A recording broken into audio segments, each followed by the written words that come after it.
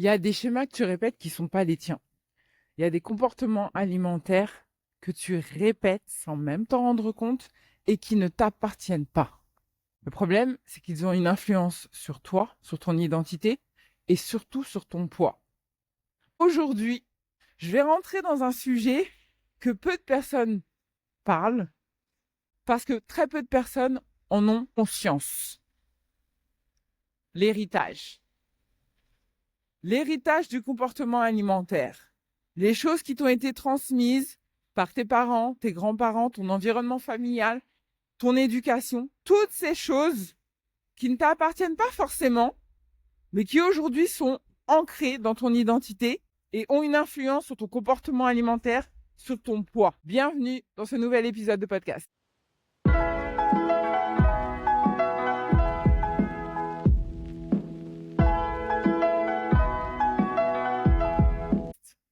Je suis ravie de t'accueillir aujourd'hui dans ce nouvel épisode de Réussir sa perte de poids, où comme d'habitude, je t'emmène avec moi dans ma balade matinale. Objectif, 10 000 pas. Si tu ne me connais pas, moi c'est Patricia Klopka. Je suis diététicienne nutritionniste, spécialiste de la perte de poids. Ma mission, c'est d'accompagner les femmes dans leur perte de poids pour qu'elles se sentent enfin belles et épanouies dans leur corps. Je suis en extérieur et il y a pas mal de bruit autour de moi, mais j'essaie de marcher aussi avec une bonne cadence. Donc, s'il y a du bruit autour de moi, c'est normal. Si tu me sens essoufflée, c'est aussi normal. Je fais du mieux que je peux au montage pour te couper tous ces petits parasites, mais je ne suis pas monteuse professionnelle. Alors, occupe-toi du fond. Moi, je fais au mieux pour gérer la forme. Alors, j'avais envie de parler de ce sujet parce que ça, c'est vraiment un élément que j'ai repéré de par mon activité. Pour moi, la perte de poids avant, c'était vraiment, tu te focalises sur l'assiette et tu te focalises sur ce que tu vas mettre à l'intérieur, tes quantités, ta structure, aliments bons, aliments mauvais. Au fur et à mesure de mon parcours, j'ai bien vu que ça fonctionnait pas comme ça.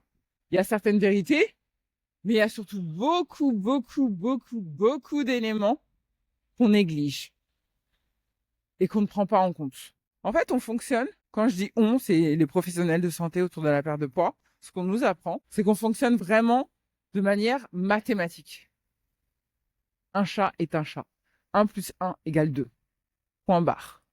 Et on regarde pas les nuances. On regarde pas ce qui fait notre spécificité, notre humanité. On prend pas en compte que je suis différente de toi, comme tu es différente de ta voisine. Et à partir de là, non. Et c'est vrai, alors que c'est vraiment là que tout se joue. En fait, il y a beaucoup de choses que tu hérites de tes parents. Attention, je préviens tout de suite. Je ne suis pas dans le procès de vos parents. Je ne suis pas dans le procès de vos mères, de l'éducation de vos mères, ou de vos grands-mères, vos arrière-grand-mères. Je suis juste dans ce que moi j'ai constaté dans mon quotidien, en tant que professionnel de santé, ce que j'ai vu, ce que j'ai remarqué, les influences que ça avait sur la perte de poids. Peut-être que tu te reconnaîtras là-dessus, dans ce que je vais expliquer. Si c'est le cas, n'hésite pas à me le mettre en commentaire. Comme ça me permet de confirmer ou de me conforter dans l'idée que je te dis pas n'importe quoi. En fait, ton éducation influence la manière dont tu vas manger, la relation que tu as avec ton alimentation et donc les conséquences que ça peut avoir sur ton poids. Souvent, on parle de prise de poids qui est liée à des chocs traumatiques, ce qui est vrai, ce qui est vraiment vrai.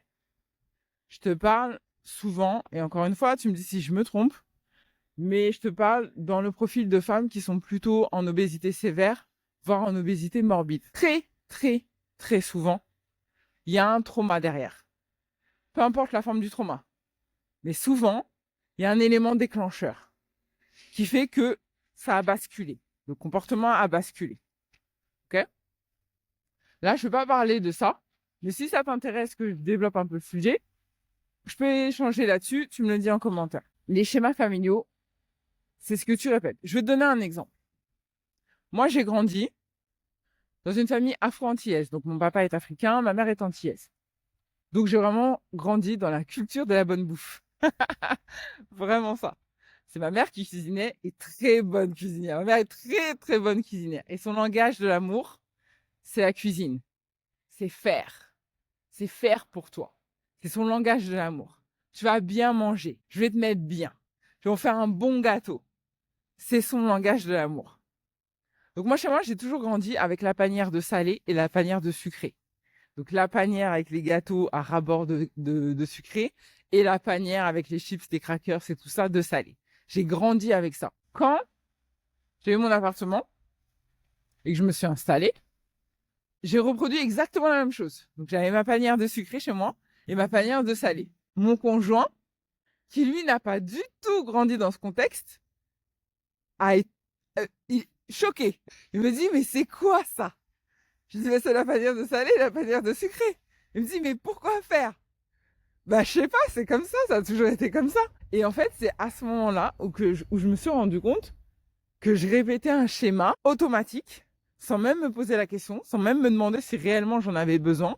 Mais par habitude, je répétais le schéma comme si c'était la norme. Est-ce que tu vois où je veux en venir? Dans ton éducation, dans ce que tes parents t'ont transmis, dans leurs habitudes alimentaires, dans les habitudes de vie, il y a des choses qu'ils t'ont transmises et que tu as répétées par automatisme.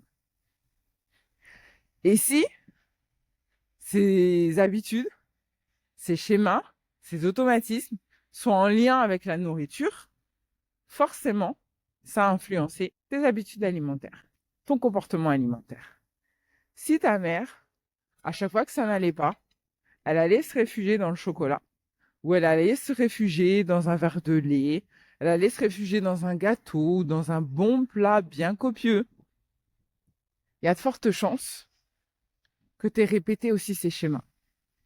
Si, quand tu étais petite, ça n'allait pas, et on te donnait à manger pour te réconforter, on te donnait un petit bonbon, on te donnait un gâteau, on te faisait le plat que tu aimes, ta mère te le faisait, ou ta grand-mère. Je mets toujours plus souvent le lien sur la figure maternelle. Mais ça fonctionne aussi avec les pères. Ben, il y a de fortes chances que tu fasses la même chose quand ça va pas. L'abondance sur la table. Tu as grandi peut-être dans une famille où, quand tu invitais des gens chez toi, c'était inconcevable que la table ne soit pas remplie à ras-bord. Parce que c'était un manque de respect. Donc, tu as toujours eu des tables abondantes. Donc, quand tu reçois, même si vous êtes que 2 ou 4, tu fais des tables abondantes. Il y en a toujours pour 10. Ça aussi, c'est des schémas que tu répètes. Une autre forme de schéma, c'est le frigo. Typiquement, la génération de nos parents, eux, ils avaient la crainte du frigo vide. Parce qu'il n'y avait pas autant d'abondance en termes alimentaires. Nous, aujourd'hui, tu descends en bas de chez toi, tu peux te faire une razzia, tu vois. Tu peux pas manquer de nourriture. Et heureusement, il y a d'autres pays où c'est plus compliqué, donc merci mon Dieu que chez nous, ça va. Mais du coup, toi, t'es toute seule. Ou vous êtes 2. Ou même plus. Ton frigo, il est toujours plein. Tes placards, ils sont pleins. Comme si il allait manquer quelque chose. Comme si demain, il allait avoir la pénurie. On sait jamais. On sait jamais. Est-ce que ça te dit quelque chose? Mais tout ça, c'est des schémas que tu répètes. Et le problème, à force de répéter tous ces schémas, c'est que du coup, tu crées autour de toi un environnement qui t'amène à manger plus, qui t'amène à manger tout le temps, qui t'amène à croire que la nourriture, elle est centrale dans ta vie. Et forcément, ça influence ton comportement alimentaire. Et donc, ça influence ton poids sur la balance. Alors, je t'invite dans cet épisode vraiment à regarder quels sont les schémas que tu répètes. Quels sont les automatismes, les comportements alimentaires qui ne sont pas les tiens. Prends conscience de ça. Parce que vraiment, une fois que tu as pris conscience de ça, tu peux t'en libérer. Tu peux décider que ça ne m'appartient pas. Donc, je le fais pas. Je le fais plus. Les panières salées sucrées, chez moi, tu doutes bien que ça n'existe plus. Ça n'existe plus. Et l'idée, c'est pas de jeter la pierre à tes parents ou essayer même de les transformer si eux, ils continuent dans leur schéma. C'est pas ça l'objectif. Parce que eux, ils ont leur propre histoire. Toi, t'as la tienne et ils ont la leur. Mais c'est juste, toi, de reprendre le pouvoir, de reprendre conscience de ce qui t'appartient et ce qui t'appartient pas. Ce que tu as envie de garder et ce que tu n'as pas envie de garder. C'est ça le plus important. Qu'est-ce qui pour toi est important, te caractérise et qu'est-ce qui te freine et que tu n'as plus besoin. Donc je serais vraiment curieuse d'avoir ton retour sur cet épisode pour me dire si il t'a parlé. Vraiment. Si tu t'es reconnu dans certains schémas et si tu as reconnu certains schémas en toi qui ne sont pas les tiens. Dans tous les cas, si cet épisode t'a plu, je compte sur toi pour le liker, bien sûr, t'abonner à la chaîne si c'est toujours pas fait. Et on se retrouve très vite pour un prochain épisode. Bisous, bye. Et je suis à 8232 pas. On est bon ou pas sur les 10 000 là? Allez, encore un petit peu et c'est OK pour moi. Bye!